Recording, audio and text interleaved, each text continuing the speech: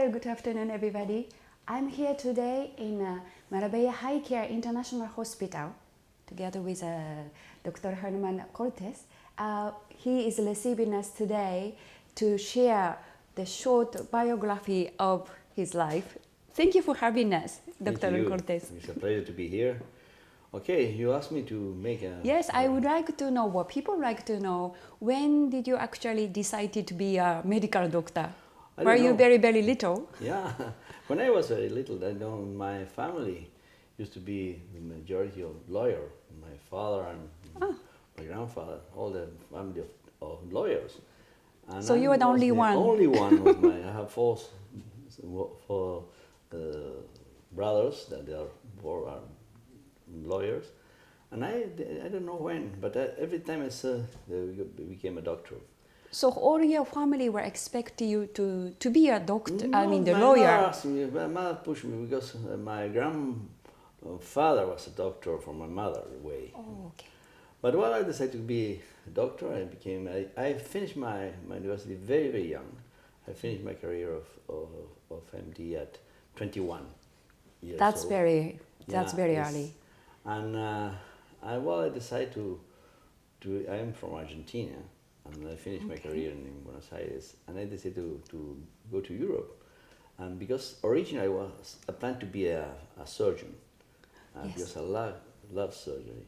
Mm-hmm. But before I became a surgeon, I decided to do some internal medicine, and then came to Europe. And I came to Spain, and I spent several years doing internal medicine.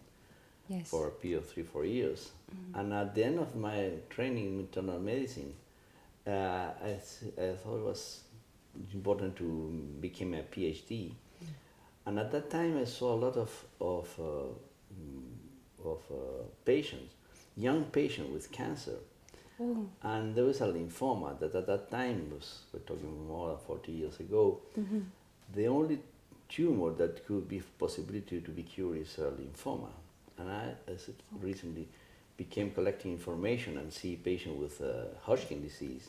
Yes. And I was spending some time to study this, and I did my PhD in Hodgkin disease. Yes.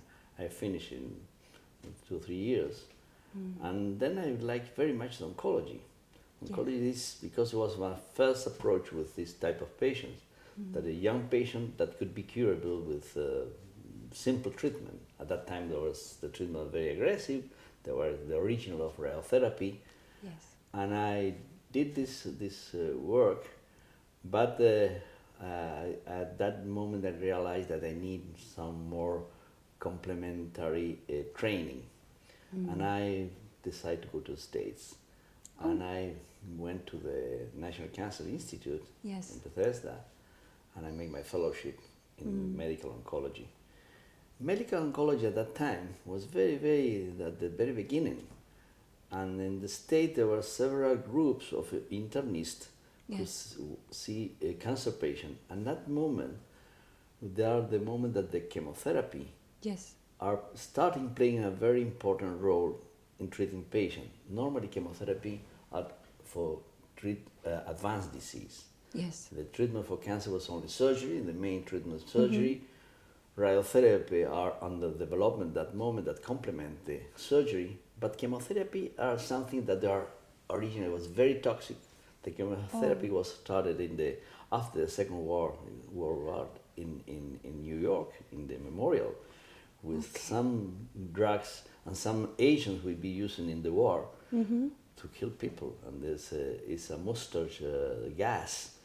And the derivative of this mustard gas, they saw that some patients with cancer, especially with leukemia, have responses to this toxic agent. And since that moment, in the States, they start developing drugs to treat cancer patients. And there was, of course, in the States are the place where there are more important laboratories working on this, but also in UK and also in the Eastern countries. Yes. When I was in NCI, there was one drug who is called cisplatinum, and we're still using today. And this drug was very important because they discovered this drug that is curable for another tumor for Oh. young people. It was called testicular tumor, or it was called germ cell tumor. There are very specific tumor who attack young people, women and boys, ovarian in the women, and also in other size. When you give this drug, cisplatina, Yes. the tumor shrink and sometimes disappear completely. And that was the starting of this drug. And at that moment I finished my fellowship. I came back to Spain, and I bring the drug here to Spain. So you were the pioneer. And it was the first I had the opportunity to be involved in the studies, in all the development of the drug in the States, and I bring it in Europe. And my hospital, I went to a hospital, and at that moment, medical oncology, that is the specialty, doesn't exist in Europe at all. Oh, which year was it exactly? There was in the 70s, early 70s. Early 70s. Yes, 75. Yes, 75. No, more. Close to 80. Yes. Oh, okay. See, I was in the 75 to the States, and there was at the end of 78, close to the 80s. At that moment, I was admitted in the hospital in a radiotherapy unit, because the only way that I treated cancer patient there was a very new hospital. The name of the hospital is 12 de Octubre. And I started seeing cancer patient, have a staff position, but there was no nomination of oncology. I called oncology, I will start, and I have the drug, and I receive a lot of this type of patient from Spain and also outside of Spain. And I will tell you that this is a very strange tumor, this germ cell tumor. But at the present time, we have more than 500 patients. This is the largest series in Europe. Wow. And we treat we are up to 80% of the patients are cured. But that's quite high percentage. Yes, but today is already standard. All patients who had cancer with testicle cancer are treated with this agent and other combination. But I realized that to develop new drugs, this was my first drug, and I was working in the state with a group of outstanding medical oncologists who are all involved in the new drug development. And I was still in touch with them. And I find a group in Europe that are starting working in that sense. And we create a European group. It's called Early Clinical Trial Group. That is a group who are treating patients for the very, very beginning of the development of a drug. Well, we started growing up, and we create this group, and we treat a lot of patients, because I have a lot of patients in my hospital. And I will be absolutely involved in research, international research programs. We get in touch with UK people in the Glorious Marathon, in Holland, in France, and of course in the States. No? And I remember very well that in 80 early, I organized the first meeting of new drugs in my hospital. Wow. There was a European organization of cancer research, and they gave me the sponsorship of that. And now, it was very, very important for us, because we are learning a lot. The methodology to develop new drugs is very hard, because you are treating patients. Normally, you start treating patients with no alternative treatment, advanced disease, and then you test the new drugs, a new combination. And we still working a lot. And at that moment, Spain has a political change. Franco died, and this was the new political situation, and they changed some laws.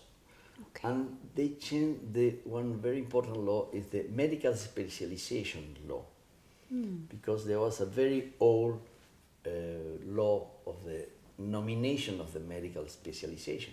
Yes. And there was opportunity for oncology, because oncology didn't exist, and I was pushing, saying you need to have oncology as a new specialization, because this radiotherapy exists, but not oncology.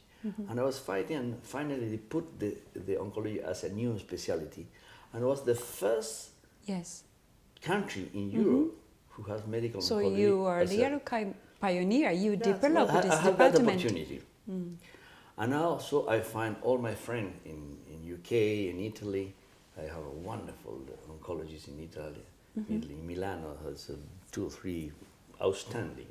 In UK, in Royal Maden, I have a lot of friends that are, that one was older than me. I'm now the older of the residual medical oncology existing in Europe.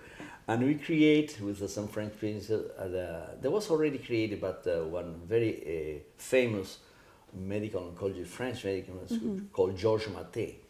Oh. Georges Maté was from Belgium, in a place, and he also was a really pioneer of oncology in Europe. And he created an European Society of Clinical Oncology. Okay. And they invited me to join us, and with another Italian called Gianni Bonadonna, and some Dutch people called Bob Pinedo, who was already training in the States. And we created a small group of friends who starting developing this society.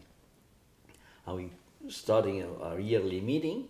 We met in Nice in the Hotel Negresco. It was awesome because of the French people like very much all the flavor of the good places. And of for years we met yearly in the Negresco Hotel. But finally we moved to a Congress hall, and then today society is one of the largest scientific society in Europe.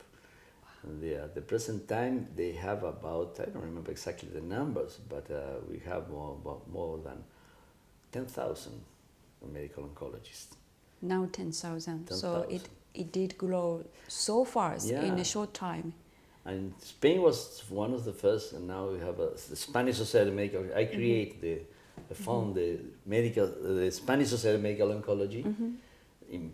Is a representative of the European Society, and they nominated the chairman of the European Society of Medical Oncology. I became the chairman for several years, and also they created a federation of all the society and cancer society in Europe. And I was the chairman for several times in that federation.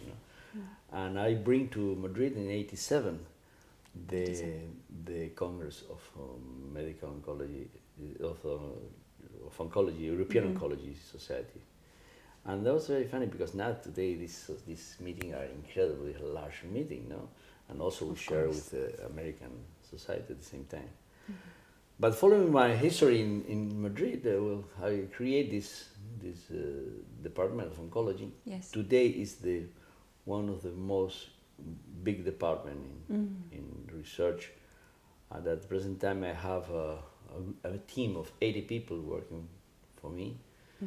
We have more than 4,000 patients on treatment.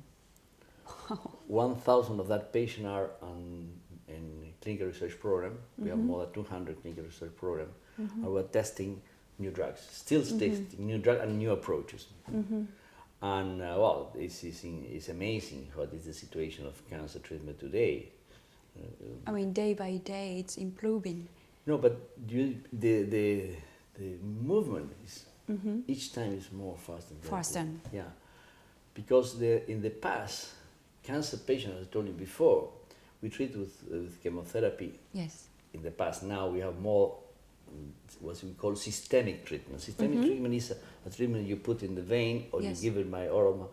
This is a treatment, is a drug given to treat a patient, the whole body. The drug arrives to every place. Because the radiotherapy and surgery still very important treatment, but you treat the tumor in the place where it is.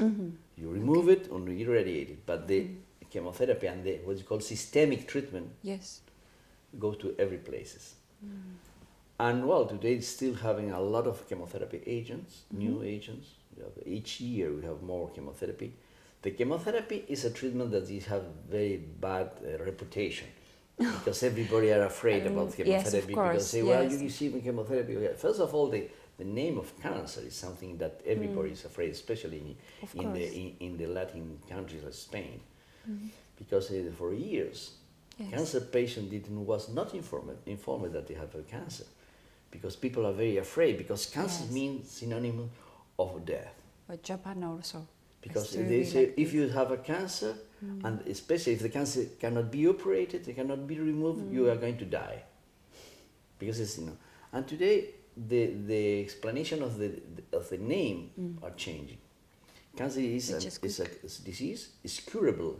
Yes. 50% of the cancer, and the 50% that cannot be cured, you can increase the survival for a long period of time. And sometimes you became to change, you transform the disease to a chronic disease. That happened to a lot of diseases that are not curable.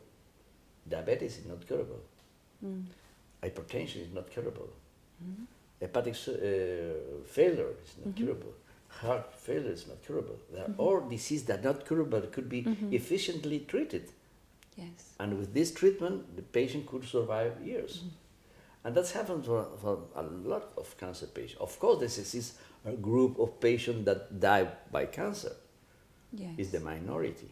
But when the patient receives the diagnosis, the information they have a cancer, they realize that they are part of this small group of patients that die by cancer, because the only information that they have is the patient at the moment they die. You have a lot of patients around you that have cancer. But they survived. They survived. They're still surviving. And sometimes they're not well informed.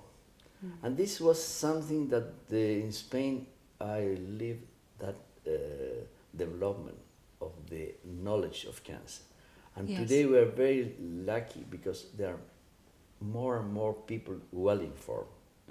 Saying, explain this, you have a cancer, but it doesn't mean nothing. You have a cancer and you can cure. You can be cured or not. If you're not going to be cured, you can survive together with the cancer. This takes time. But well, today the situation changed a lot. We have a lot of new treatments.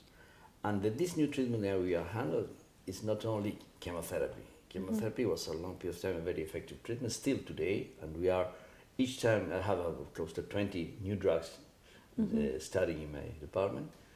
But at the same time, you have other drugs. There are hormonal treatment and other what you call biological treatment. Why biological? What does it mean that? But in the knowledge of the cancer, you know that cancer is a wrong development of a cell. The cancer cell is the same cell that you have in your body. Yes. The cancer of the breast is a normal breast cells who have received a change in the growth. The change is called mutation.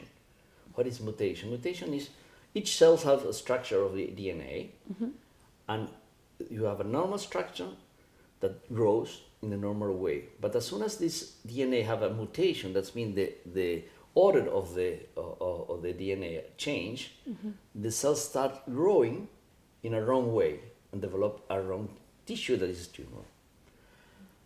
We know for years that, but we don't know in deep detail what is the reason of this mutation until since 6 or 7 years ago, we developed what we call the whole genome.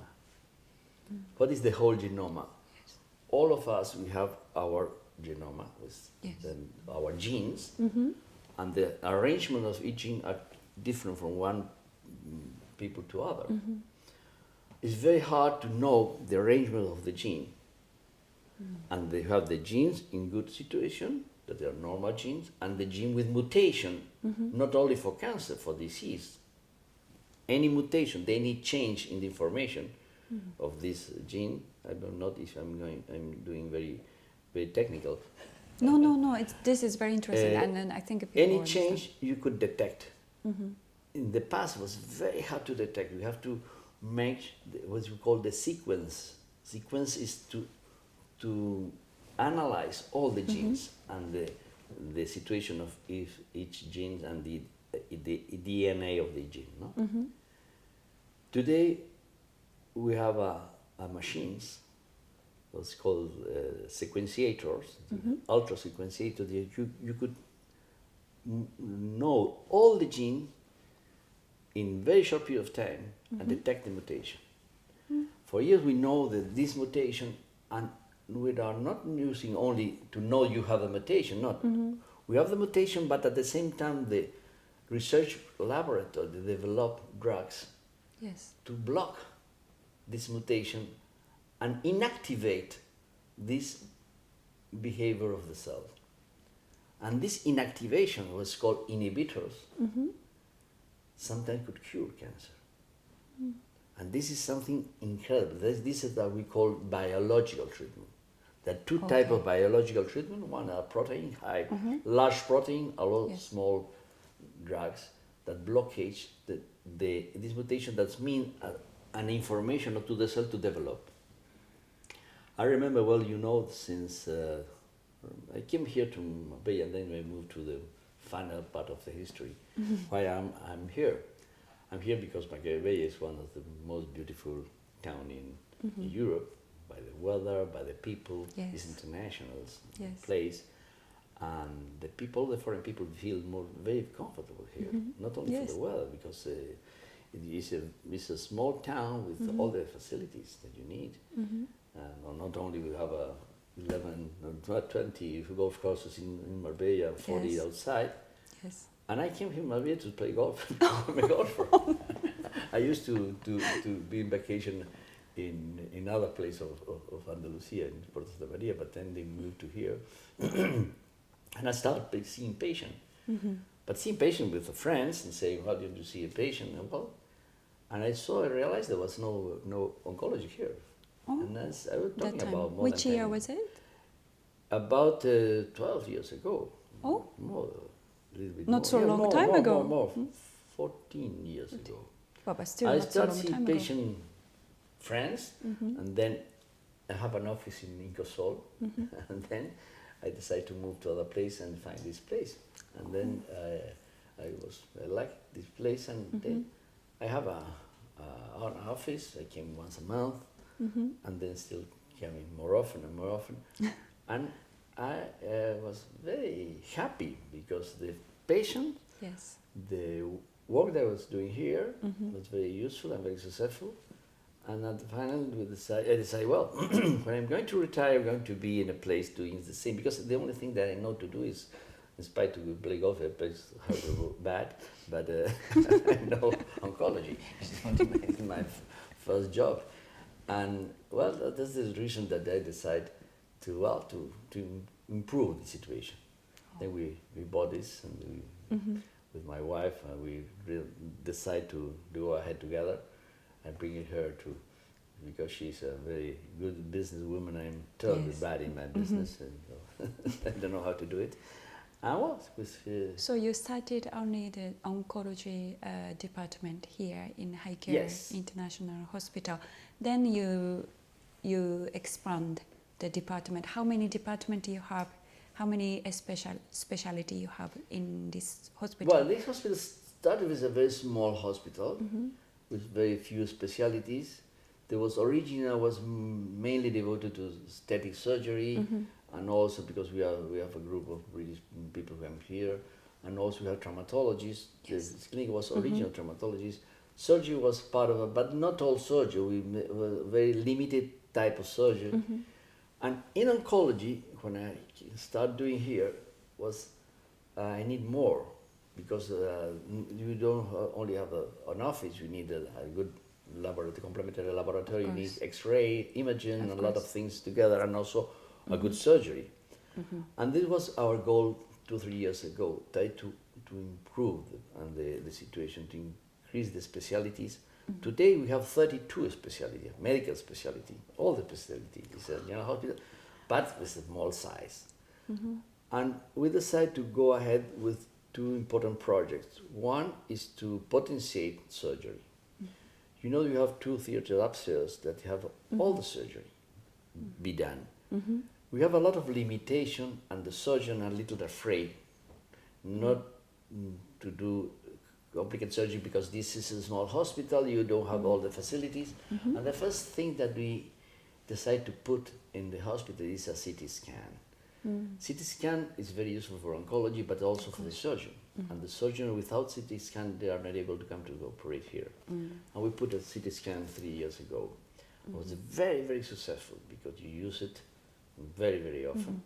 Also, sometimes ago, we saw a patient in the theater. We moved to the CT scan and make a CT scan during the operation. During the operation? During operation, because it's close to the surgery. It's very useful. At the second, we make a lot of sonogram machine. We have mammography. We have a full laboratory. We make all the tests, and also if the tests, specialized tests, are not able to do it here, we send it out abroad. And the following step is try to need something else in imaging. In cancer, we develop the knowledge of where the cancer is. And we have a cancer patient, you need to know when you are making the diagnosis, where is the tumor, the primary tumor, how aggressive is the tumor, and the tumor is located in one place or already start growing to spread to other place. The cancer cells are very intelligent cells, and we are working in research program. There are two Spanish people working in the States in this sense. Then when this mutation start, when you have a cancer, one cell transforming a cancer cell. This is what's called stem cells. And the cells start growing, develop and have those daughter cells that we call commitment cells. And these cells not only grows in the place where they was originally in the breast, in the lung, in the bowel, in the bone, in any place. We don't know exactly how much time they took from the first cells to the diagnosis. Some cancer that you see, for example, in the skin, or in the cervix in the woman, you can watch it very early, and then you could remove it early. But in other places, like happening in organ, in the pancreas, in the liver, in the bowel, as soon as the tumor have some size, they didn't produce any symptoms. And sometimes when you make the diagnosis, the tumor is spread in every place. It's an advanced disease. This is the sad history of the cancer. They were fighting too much, trying to detect the tumor as soon as possible, early detection. We succeed with the breast. We know that the people who are doing breast screening after all the women after 40s, we are detecting very small tumor in the early situation.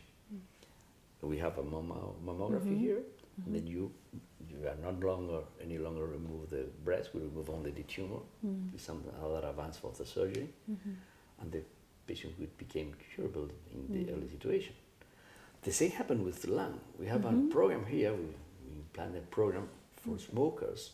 You know, the tobacco produced cancer is the main producer of cancer, lung cancer. And there was a British study where they did a patient, heavy smoker. This means patient was smoking more than 10 years, more than 10 cigarettes a day. They have a very, very high risk to develop a lung cancer. And this study designed in the UK, they showed that they use these same people and make a chest X-ray and cytology of the sputum against a group to make early CT scan of the lung. And the early CT scan of the lung succeed to detect very, very small tumor, lung cancer, that could be cured only with a very simple surgery. This lung cancer will be the diagnosis in a couple of years, and at the moment that diagnosis was not able to be cured. This is what we call the early detection. The same I'm doing in the bowel, the same I'm doing with all this facility that we have, and we have at the present time all this done here. And this history comes to the PET scan. What is PET scan? PET scan is a CT scan, the same they give imaging, they go you detect the tumor, the place where it is, but not only the tumor where it is. You could detect the aggressivity of the tumor. Not all tumors are the same aggressivity. And what is the mechanism of this PET scan? All the tissue of the body consumes glucose. Glucose is the energy that the tissue need to survive. And also the tumor tissue, the tumor cells are more, they consume more glucose because are more growing, fast growing than the normal tissue. And you give to the patient in this PET scan, you give a radio tracer of glucose, and then it's a glucose with a radio tracer. You inject in the vein to the patient, and this glucose go to the whole body. And you put it in the machine. You have a very special PET detection. PET means proton emission tomography. It's a machine that together with the tag, but it's called PET tag, make an imaging. They make an analysis of the whole your body, and the tumor have a spot in the imaging. I don't know if you saw some spot. It's a spot, and the intensity of the spots tell you the intensity of the aggressivity of the tumor. And then you detect the tumor was already detected by the other measure, but from the attack. But you could know where is the tumor. But not only that, you detect if the tumor spread locally or spread to other place. That is very hard to detect in early situation. That is for the study diagnosis, the stages there. Sometimes you go and operate a tumor that is already spread in another place, and the operation is for nothing because you have to be treated afterward. This is the first thing. It's very, very important for oncology. You cannot do a good oncology without a PET scan. But at the same time, the tumor who are diagnosed with a PET scan, you remove it and you treat it with chemotherapy, and the patient is free of disease. You make after the treatment, a new PET scan say nothing is clean. Okay? You follow this patient, the evolution of the patient, and you could detect very early if the patient relapse, much early before the patient has symptoms, and you could give an additional treatment. So more chance to survive. Much chance to survive. Much more. No. It's essential. But not only for that, we are going to also to make the planification of radiotherapy with the PET is incredibly good. And this we are talking about cancer, but not only for cancer. The PET could detect a lot of neurological disease and also heart disease. In neurology, we know we have a specific program to know the situation of a Parkinson disease. We could detect also an early detection of Alzheimer's disease. Because Alzheimer is a disease that now we are learning a lot, because cancer happened some years ago. Alzheimer exists for years, but now we know why. Some patient, young patient, people are losing the memory, because the memory is located in the frontal place of the brain. And in this place, there is a deposit of a tissue called amyloid. And the amount of amyloid deposited there are destroying the brain cells. And the memory brain cells are producing the Alzheimer. And there are different types of Alzheimer. The acute Alzheimer, the people who are very fast, slow Alzheimer, and there are different steps of development. And we have a tracer specific, it's called beta amyloid tracer. You give it to the patient, and you could detect the situation of the Alzheimer, the rate of evolution, and the problem is we have no much things to give it to the patient to be treated, but there are some drugs that will be slow the development of Alzheimer. This is for other diseases. And of course, they are under investigation. Now this machine will have in the future a lot of other indications. Coming back to cancer, I'm very happy to have it here.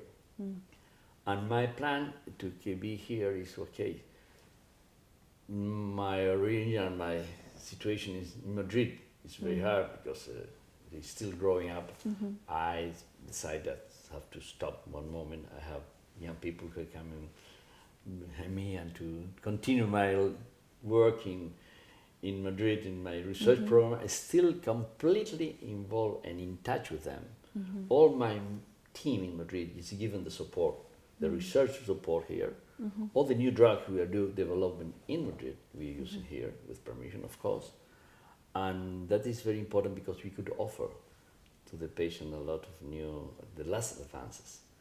All the facilities we have in our lab of this sequenciation of genes and what they are diagnosis, also prognosis, we're using them to give them to the patient.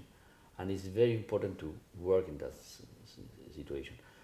And now I'm moving more and more to be here. I love to be here because I'm very happy. And now I'm splitting 50% of my time here, but in the coming month, we move more and more. More time, I cannot cut completely with Madrid. No. But no, I'm very, very convinced that in the future we're still doing this. And we could offer the patient in Marbella all these new things, and we're still growing. The next step is to make radiotherapy. That is our plan, where we have it in, I don't know when, probably during this year. There's a lot of new machine radiotherapy that give you this good cure more patient, and probably in not very long period of time we will have a cancer center, full cancer center with all the facility, and I hope that will be very successful. Yes, we were waiting for your information. We will come back. I'm sorry, I was so long in my history. Of course, you are here. Conducting all this operation for giving such a big hope to the cancer patient, and then also other people who has a fear to have the disease such as a cancer or any sickness, that very difficult sickness to be cured. Thank you very much, Dr. Cortés, and for receiving us today. And we will congratulate you for your life and success, and also enjoy your golf as much as you can. I have not enough in time your spare to time. enjoy it, especially today that the sunshine is outside. Yes, and then happy birthday today. Thank you. You're welcome. Thank you very much.